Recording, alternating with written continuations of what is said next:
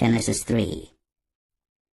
Now the serpent was more subtle than any beast of the field which the Lord God had made. And he said unto the woman, Yea, hath God said, Ye shall not eat of every tree of the garden?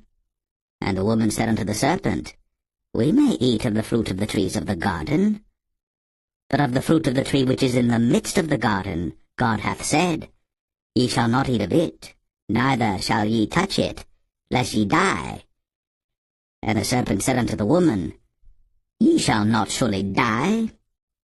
For God doth know that in the day ye eat thereof, then your eyes shall be opened, and ye shall be as gods, knowing good and evil.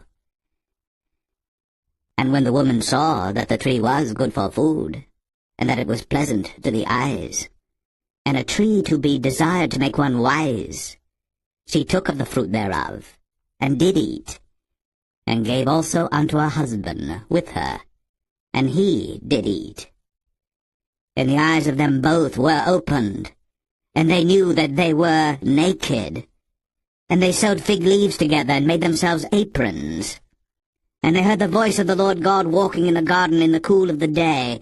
And Adam and his wife hid themselves from the presence of the Lord God amongst the trees of the garden. And the Lord God called unto Adam, and said unto him, Where art thou? And he said, I heard thy voice in the garden, and I was afraid, because I was naked, and I hid myself. And he said, Who told thee that thou wast naked? Hast thou eaten of the tree whereof I commanded thee that thou shouldest not eat? And the man said, The woman, whom thou gavest to be with me, she gave me of the tree, and I did eat. And the Lord God said unto the woman, What is this that thou hast done? And the woman said, The serpent beguiled me, and I did eat. And the Lord God said unto the serpent, Because thou hast done this, thou art cursed above all cattle, and above every beast of the field. Upon thy belly shalt thou go, and dust shalt thou eat all the days of thy life. And I will put enmity between thee and the woman, and between thy seed and her seed. It shall bruise thy head, and thou shalt bruise his heel. Unto the woman he said, I will greatly multiply thy sorrow, and thy conception. In sorrow thou shalt bring forth children, and thy desire shall be to thy husband, and he shall rule over thee.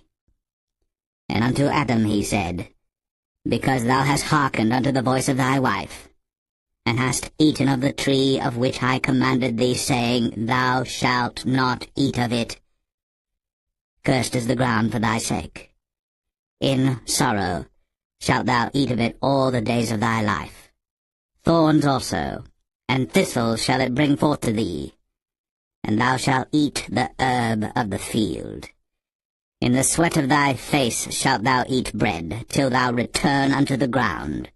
For out of it wast thou taken, for dust thou art, and unto dust shalt thou return. And Adam called his wife's name Eve, because she was the mother of all living. Unto Adam also and to his wife did the Lord God make coats of skins, and clothed them.